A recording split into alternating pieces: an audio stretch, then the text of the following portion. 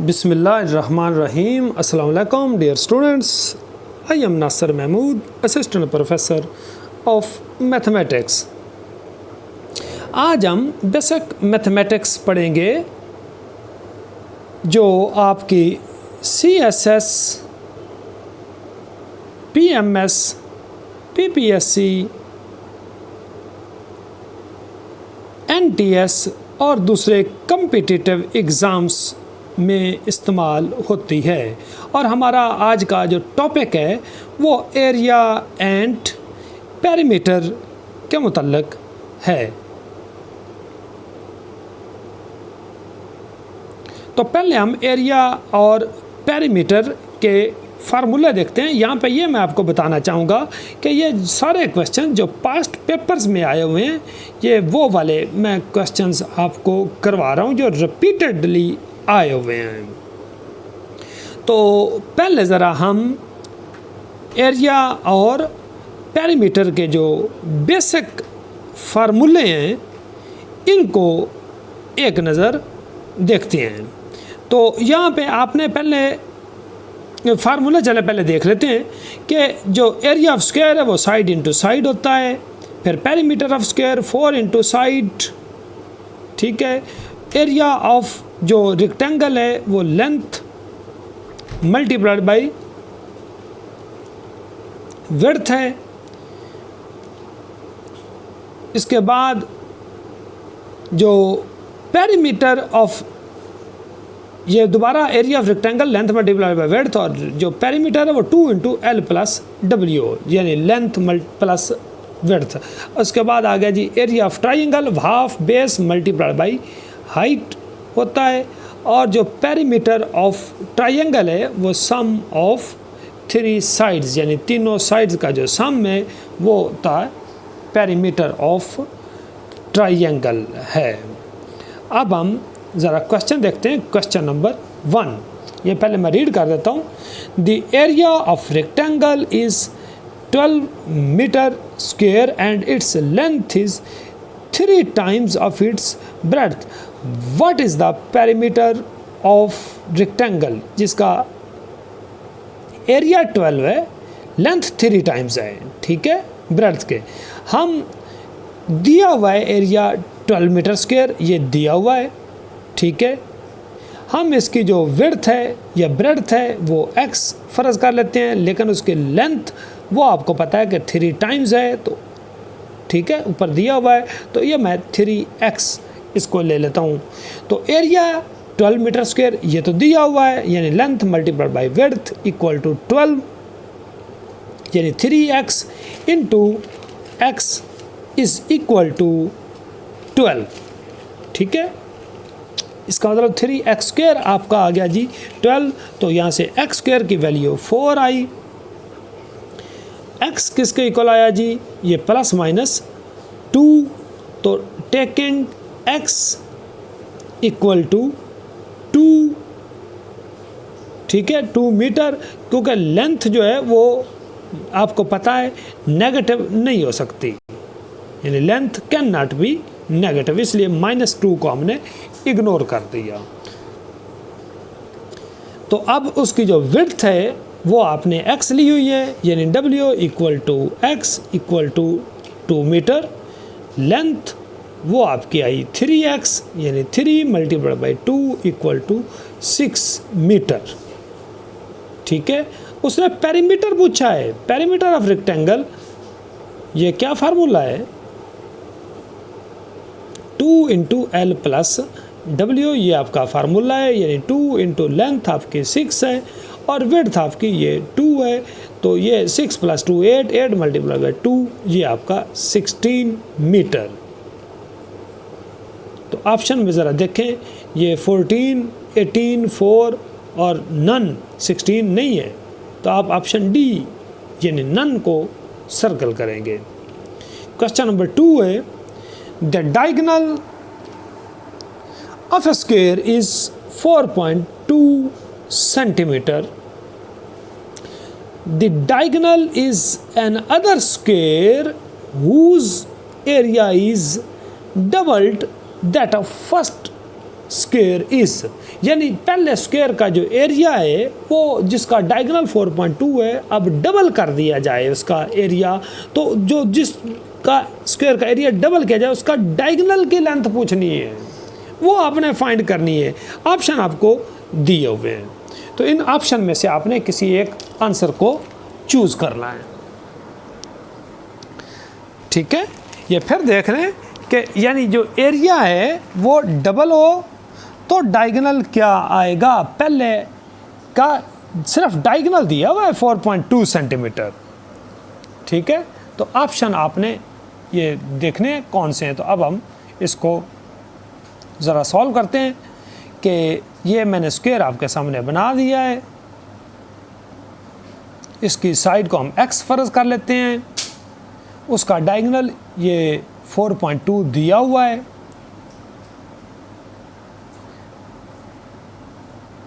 तो let x be the side of square, diagonal आपको 4.2 ये देखो दिया हुआ है।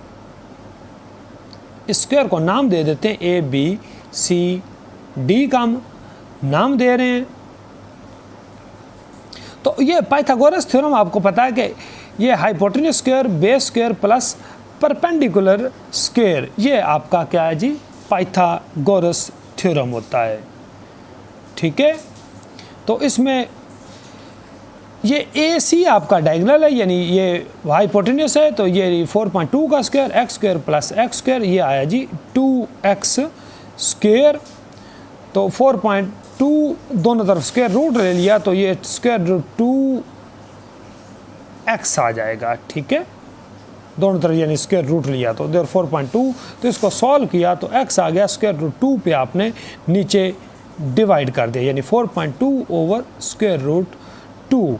तो इसको ज़रा सॉल्व कर लेते हैं, 4.2 को स्क्वायर रूट 2 पे डिवाइड करते हैं, स्क्वायर रूट 2 पे डिवाइड किया तो 2.96 आ गया। ठीक है, स्क्वायर रूट 2 की वैल्यू आपको पता है कि ये 1.41 होती है। तो ये आपने साइड फाइंड की है, किसकी, पहले स्क्वायर की जिसका डायगोनल आपको 4.2 दिया हुआ था, तो साइड इसकी 2.96, ये दोनों साइड्स आपने लिख दी हैं और फाइंड भी आपने कर ली हैं। यहाँ तक उम्मीद है आपको समझ आ गई होनी है। ठीक है, अब इसका एरिया देखते हैं कि वो कैसे निकलता है। तो एरिया आपको पता है कि साइड इंटू साइड होता है, यानी 2.96 मल्टीप्लाई बाय 2.96। तो इसको ज़रा सॉल्व करें 2.96 को, तो ये 8.76 सेंटीमीटर स्क्वायर आया। ये आपका क्या आया, एरिया आया पहले स्क्वायर का जिसका डायगोनल 4.2 था।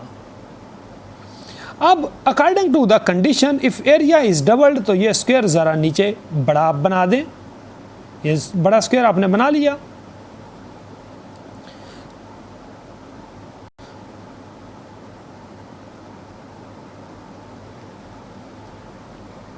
पहले का मैं ज़रा क्लियर एरिया लिख रहे 8.76 ये सेंटीमीटर स्क्वायर है, ये ऊपर नज़र नहीं आ रहा था, यहाँ पे ज़रा मैंने विजिबल करके लिख दिया है एक साइड पे। अब इस बड़े का आपने डायगोनल फाइंड करना है। क्या फाइंड करना है, डायगोनल। अब एरिया जो है इसका वो तो डबल है पहले का एरिया कितना है 8.76 है, यानी 2 मल्टीप्लाइड बाई 8.76, इसको आप मल्टीप्लाई करें तो आंसर आपका आया जी 17.52, साथ 3 भी लगा लें, ये सेंटीमीटर स्क्वायर आ गया। तो इसकी जो बड़ा स्क्वायर है जिसका एरिया डबल है उसकी साइड को आप y फ़र्ज़ कर लेते हैं हम। अगर हम y फ़र्ज़ कर लेते हैं तो इसका मतलब y इंटू वाई 17.52, यानी y का स्क्वायर 17.523 आ गया, तो y आ गया, दोनों तरफ आप स्क्वायर रूट लें 4.18 या 186 है तो 19 कर लें, यह सेंटीमीटर आ गया। तो तो इसकी चारों साइड्स ही 4.19, ये भी 4.19 सेंटीमीटर आई और बाकी भी यही वैल्यू आएगी। अब ये डायगोनल इस फाइंड करना है इस बड़े का, तो इसको हम नाम PQRS का नाम अगर दे देते हैं तो PR आपने फाइंड करना है। अगेन हम इसके ऊपर क्या लगाएंगे, पाइथागोरस थ्योरम ही लगाएंगे, यानी PR वो आएगा जी पाइथागोरस थ्योरम का स्क्वायर यानी वाई स्क्वायर, यानी ये आपकी एक बेस है, दूसरी वाई आपका perpendicular y square plus y square का स्क्वायर रूट, तो यानी 4.19 का स्क्वायर प्लस 4.19 का स्क्वायर और इस सारे का स्क्वायर रूट लेंगे। तो इसे हम ज़रा सॉल्व करते हैं तो ये आंसर आ गया 5.92 सेंटीमीटर। ये बड़े का डायगोनल आ गया, यानी पहले का 4.2 था, उसका आपने एरिया फाइंड किया, वो 8.76 आया। फिर दूसरे का एरिया पहले के एरिया को डबल करना है, तो ये 8.17.523 आया। अब इसका आपने डायगोनल फाइंड किया, बड़ा ही ये सिंपल क्वेश्चन था, ये 5.92 आया। तो आप ऑप्शन 5.92 को 5.9 ही समझ लें, तो ऑप्शन सी को हम सर्कल करेंगे।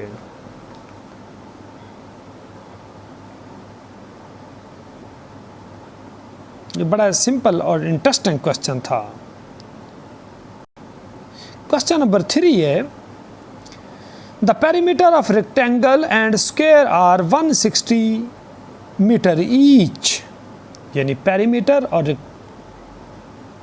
दोनों 160, the area of rectangle is less than 100 square metre, यानी जो रेक्टेंगल का एरिया वो स्क्वायर से 100 स्क्वायर मीटर कम है, then what would be the length of rectangle, तो रेक्टेंगल की लेंथ क्या होगी। ये ऑप्शन आपके सामने दिए हुए हैं।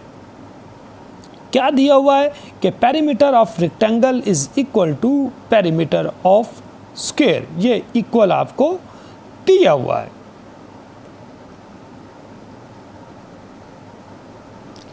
बहुत सिंपल क्वेश्चन है, ठीक है।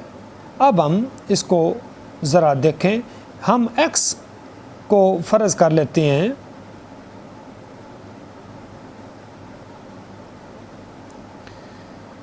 साइड ऑफ स्क्वायर है, let x be the side of square, तो उसका जो आपको दिया हुआ है पेरीमीटर का फार्मूला आपको पता है क्या होता है। ये पेरीमीटर पहले देख लें, पेरीमीटर ऑफ स्क्वायर ये क्या दिया हुआ है, ये है 160 है, ठीक है। तो 4x इक्वल टू 160, क्योंकि स्क्वायर का पेरीमीटर 4 इंटू साइड होता है, तो x आ गया जी आपका 40 मीटर।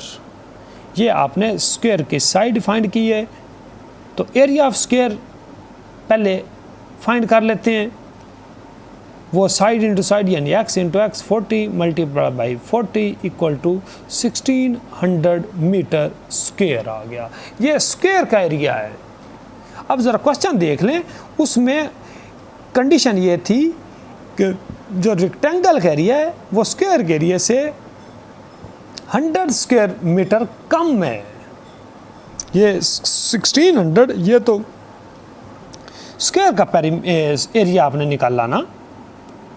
अब ज़रा देखें कि पेरीमीटर ऑफ रेक्टेंगल वो भी 160, क्योंकि वो तो दोनों सेम है। क्वेश्चन ज़रा ऊपर देखें कि दोनों का ही 160 है, पेरीमीटर स्क्वायर का भी और रेक्टेंगल का भी। अब पेरीमीटर का formula 2 into L plus W, वो 160 के इक्वल हुआ, 2 पे डिवाइड किया तो एल प्लस डब्ल्यू, ये आपका 80 आ गया। इसको हम इक्वेशन नंबर 1 कह देते हैं। नेक्स्ट जो एरिया है, एरिया ऑफ रेक्टेंगल, ये किसके बराबर है, ये 100 कम करना है। ये देखो लिखा हुआ है क्वेश्चन में कि 100 स्क्वायर मीटर जो एरिया ऑफ स्क्वायर है वो रेक्टेंगल का एरिया स्क्वायर के एरिया से कम है, यानी 16 में 100 में से 100 कम किया तो 1500 आया। क्या आया? 1500। ये एरिया ऑफ रेक्टेंगल आया जी। तो ये L इंटू डब्ल्यू ये फार्मूला है, ये 1500 के इक्वल, इसको इक्वेशन नंबर 2 हम कह लेते हैं। अब 1 और 2 को हम साइमल्टेनियसली सॉल्व करके L और W फाइंड करते हैं। एक्चुअली तो हमने लेंथ फाइंड करनी है ना, तो फ्रॉम 1 जो L है वो 80 माइनस W के बराबर है, इसे हम नंबर 3 कह लेते हैं। ये इक्वेशन 2 आपकी नॉन लीनियर है, ये 1 लीनियर थी। ये L की कीमत आप इक्वेशन नंबर 3 से लेके पुटिंग इन 2 में पुट करेंगे, यानी 80 माइनस W L की जगह आ गया और multiplied by W equal to 1500। ये 80W minus W square equal to 1500। तो इस सारे को अरेंज किया तो W square minus 80W plus आएगा 1500 इक्वल टू 0। इसको फार्मूला क्वाड्रेटिक इक्वेशन है, इसके फैक्टर बनाएंगे तो W की वैल्यू 30 और दूसरी W की वैल्यू आएगी 50। ये दो वैल्यूज़ आई, दोनों को बारी बारी इक्वेशन 3 में हम पुट करेंगे। पहले W इक्वल टू 30, यानी इफ़ W यानी विड्थ 30 है, then by equation 3 length 80 minus 30 equal to 50 metre. तो लेंथ 50 है, तो ऑप्शन देखें, ऑप्शन सी 50 आपका आया। तो 50 को आप टिक करेंगे, लेकिन अगर W आप 50 लेते हैं तो आपकी लेंथ वो 30 आएगी। तो लेंथ विड्थ जो 50 ये बड़ी है, लेंथ छोटी आ रही है, तो ये आपने नहीं लेनी। ये जो क्रॉस कर रहे हैं, क्रॉस का मतलब कि वैल्यू मौजूद है मैथमेटिकली, लेकिन लेनी नहीं है। तो W 30 वाली आप कंसीडर करेंगे, 50 वाली नहीं कंसीडर करेंगे। तो ऑप्शन सी आपका आंसर। नेक्स्ट क्वेश्चन है, the length of rectangular plot is twice its breadth. If the area of rectangular plot is 6075 meter square, then what will be its length? Option दिए हुए। अब area क्या है? Area of rectangular plot या rectangle वो 6075 metre square दिया हुआ है। कंडीशन ये कि जो लेंथ है वो ट्वाइस है, तो ब्रेड्थ को x फर्ज कर लेते हैं, तो लेंथ आपकी ऑटोमेटिकली फिर ट्वाइस 2x हुई। तो area length multiplied by width 6075 हुआ, यानी 2x इंटू x, ये आ गया जी 6075। तो ये बन गया जी 2x स्क्वायर 6075। तो इसको 2 पे डिवाइड किया, x स्क्वायर आपका आया जी 3037.5। तो x दोनों तरफ स्क्वायर रूट लिया तो 55.11 मीटर, ये x आया। तो x आपकी विड्थ थी, तो यानी आपने विड्थ फाइंड कर ली, यानी W। उसने लेंथ पूछा है, लेंथ क्या है? 2x है, L इक्वल टू 2x, जिन 2 मल्टीप्लाइड बाई 55.11, तो ये आपका आंसर आया जी 110.22 मीटर। तो इसमें आंसर नहीं है, यानी 45 75, तो आप नन को टिक करेंगे, ऑप्शन डी।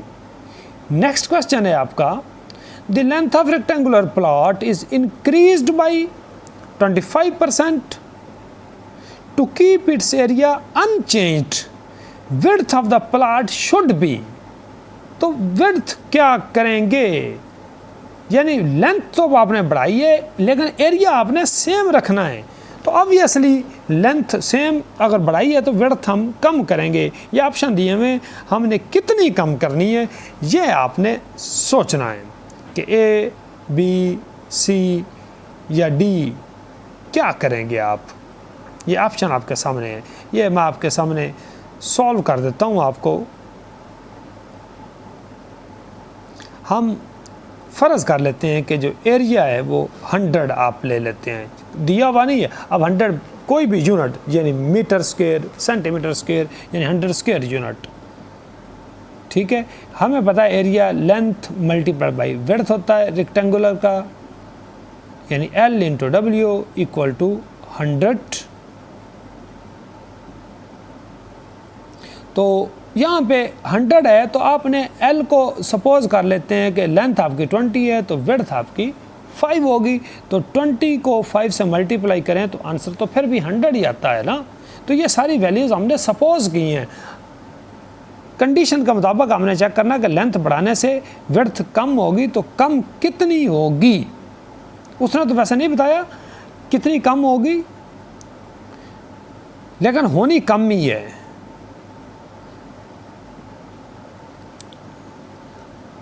अब यहाँ पे कुछ आपको मैं परसेंटेज के बताता हूँ कि 25% का मतलब 25/100 होता है, यानी ये 1/4 होता है। 20% का मतलब 20/100, ये 1/5 होता है। 50% का मतलब 50/100, ये 1/2 के बराबर होता है, ठीक है। अब आते हैं अकॉर्डिंग टू द कंडीशन,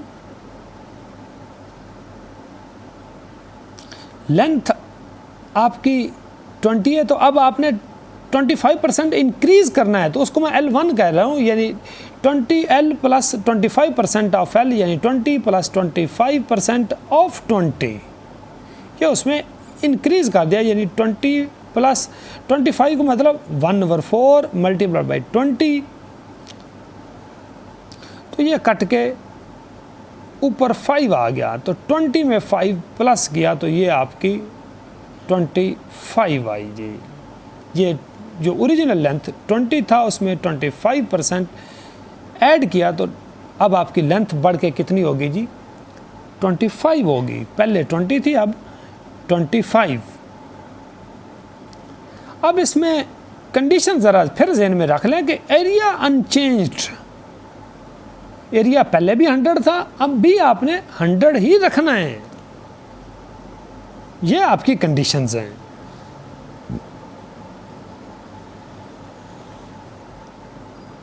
तो अब आपकी नई लेंथ और विड्थ आपने फाइंड करनी है, वो कितनी यानी कम करनी है, तो उसको W1 कर लेते हैं। तो L1 W1 ये आपका 100 एरिया आ गया, क्योंकि एरिया फिर भी 100 ही रहना है, एरिया अनचेंज्ड।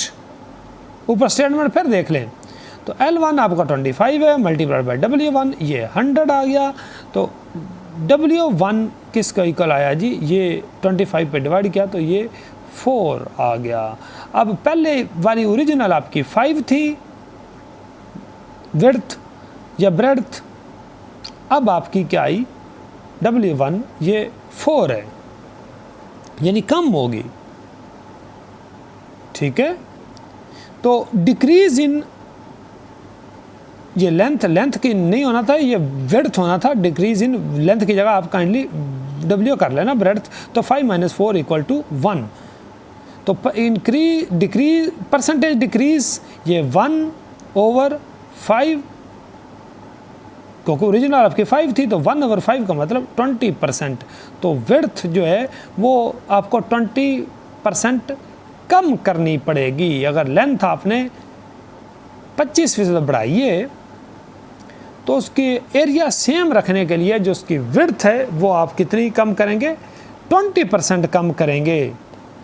तो ऑप्शन आपका क्या आएगा जी, डी, यानी उसकी जो रिड्यूस्ड बाई 20% उसकी विड्थ या ब्रेड्थ आप कम करेंगे। तो ऑप्शन डी को आप टिक करेंगे क्वेश्चन नंबर 5 में। बड़ा इंटरेस्टिंग और इजी क्वेश्चन था। इस तरह के क्वेश्चन पेपर में आते हैं और ये रिपीटेड क्वेश्चंस हैं जो मैं आपको करवा रहा हूँ।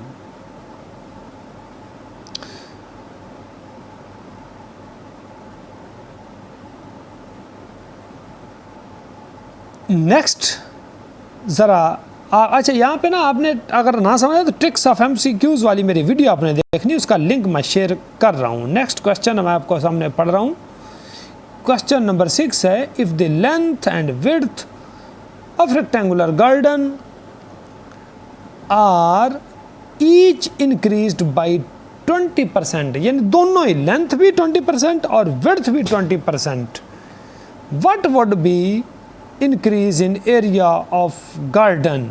ये ऑप्शन आपके सामने दिए हुए हैं, यानी 20%, 24%, 36% या 44%, क्या इंक्रीज होगी। तो एरिया को हम अगेन 100 ही सपोज कर लेते हैं। रेक्टेंगुलर गार्डन या रेक्टेंगल का 100 स्क्वायर यूनिट्स में कह रहे, ये मीटर स्क्वायर भी हो सकता है, सेंटीमीटर स्क्वायर भी हो सकता है, कोई भी हो सकता है। जो लेंथ है ये हम सपोज खुद ही करनी, ये अगर एरिया आपका 100 है तो लेंथ को मैं 25 ले लेता हूँ और विड्थ को 4 लेता हूँ। 4 मल्टीप्लाई बाई 25, ये फिर आपको पता है कि ये 100 ही है। आप 20 और 5 भी ले सकते हैं, लेकिन यहाँ पे L 25 लिया, विड्थ आपने 4 लिया है, तो इनको 100 ये मल्टीप्लाई करें तो 100 ही आपका एरिया आता है। अब दोनों 20% इंक्रीज होना है। आपको पता है कि 20% का मतलब 1/5 होता है। अब कंडीशन ये थी कि लेंथ भी 20% इजाफा होना है और जो उसकी विड्थ है उसमें भी 20%, तो 25 प्लस 20% ऑफ 25, तो 25 प्लस 20% का मतलब 1/5 ऑफ का मतलब मल्टीप्लाई 25, तो ये ऊपर 5 आ गया। 25 प्लस 5 ये 30 आपकी लेंथ, यानी लेंथ में जब आपने 20% इंक्रीज़ किया तो 25 से बढ़ के वो लेंथ आपकी कितनी हो गई जी, उसमें 20, तो ये 30 होगी। अब W1 वो भी इंक्रीज़ करनी है 20%, 4 में 20% ऑफ 4 हम ऐड करेंगे, तो 4 प्लस 20% में 1/5 ऑफ 4, इस सारे को सॉल्व करेंगे तो ये 4.8 आपकी क्या आएगी, ब्रेड्थ या विड्थ आ जाएगी। अब एरिया क्या आएगा, जब दोनों को जो L1 और W1 इनको हम मल्टीप्लाई करेंगे, 30 मल्टीप्लाई बाई 4.8, इसको ज़रा सॉल्व करते हैं तो ये आपका आंसर 144 आ गया स्क्वायर यूनिट्स। अब ओरिजिनल एरिया आपका क्या है 100, आप जब दोनों को लेंथ और विड्थ को इंक्रीज़ किया तो 144 आया। अब एरिया तो आपका यकीनन बढ़ गया है, तो इंक्रीज़ इन एरिया ये कितना हुआ, 144 माइनस 100, 44 आया। तो चूँकि आपने सपोज 100 किया हुआ था तो इसका मतलब 44% ही आपका बढ़ा, तो ऑप्शन डी को हम सर्कल करेंगे। आपका ऑप्शन डी आंसर आया क्वेश्चन नंबर 6 में। जब लेंथ और विड्थ दोनों 20% बढ़ेंगी तो 44% उसका एरिया बढ़ेगा। ऑप्शन डी को हम सर्कल करेंगे। क्वेश्चन नंबर 7 है, if the length of rectangle is increased by 20%, its breadth is decreased by 20%, then its area क्या होगा, increase by 4%, decrease by 4%, decrease 1% या remain unchanged। लेंथ इंक्रीज कर रहे हैं और विड्थ आप डिक्रीज कर रहे हैं, कितनी कर रहे हैं 20% ईच।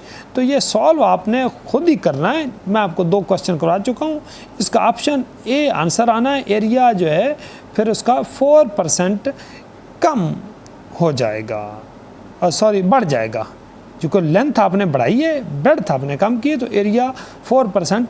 लेकिन अगर इसका उल्ट हो कि लेंथ कम और वो करेंगे तो फिर वो। नेक्स्ट क्वेश्चन है, if each side of square is increased by 50%,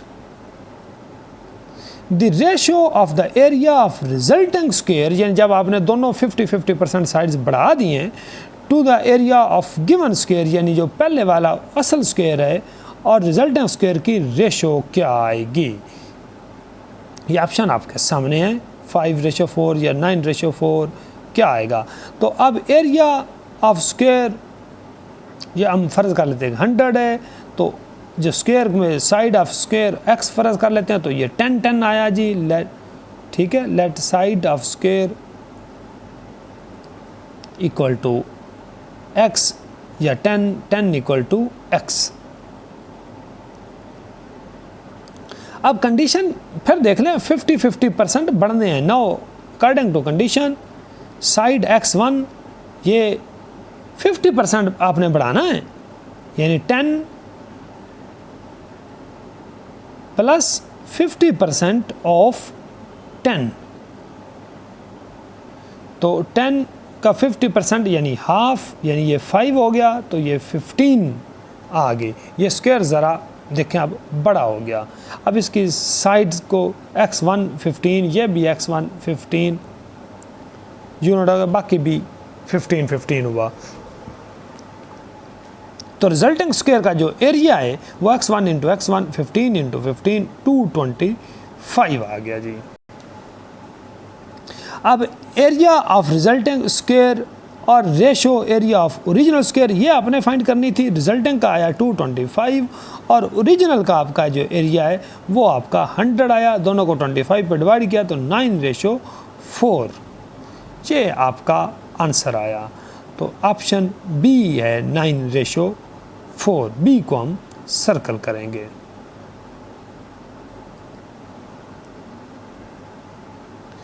question number next है, sides of triangle are in the ratio 1/2, 1/3, 1/4। The perimeter of triangle is 52, then length of smallest side क्या होगी। ये ऑप्शन आपके सामने दिए हुए हैं।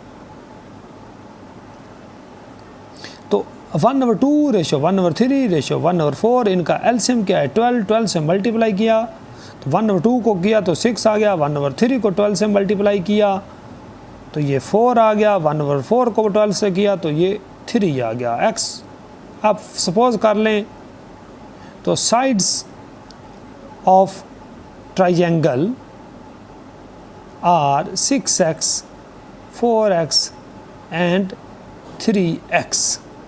ये आपकी साइड्स ऑफ ट्राइंगल हुई और उसका पेरीमीटर आपको 52 दिया हुआ है। स्मॉलेस्ट का आपने फाइंड करना है, साइड की क्या होगी, तो ये तीनों को प्लस कर देते हैं, साइड्स का यही होता है फार्मूला। तो ये इनको प्लस किया तो 13x इक्वल टू 52 आया सेंटीमीटर। तो x आपका आ गया जी 4 यानी 13 पे डिवाइड किया तो स्मॉलेस्ट साइड आपकी है जी, इसमें ज़रा देखें 3x है तो वो 3x 3 मल्टीप्लाई बाई 4 ये 12 सेंटीमीटर आ गया। तो ऑप्शन डी आपका आंसर आया जी। आप डी को सर्कल करेंगे।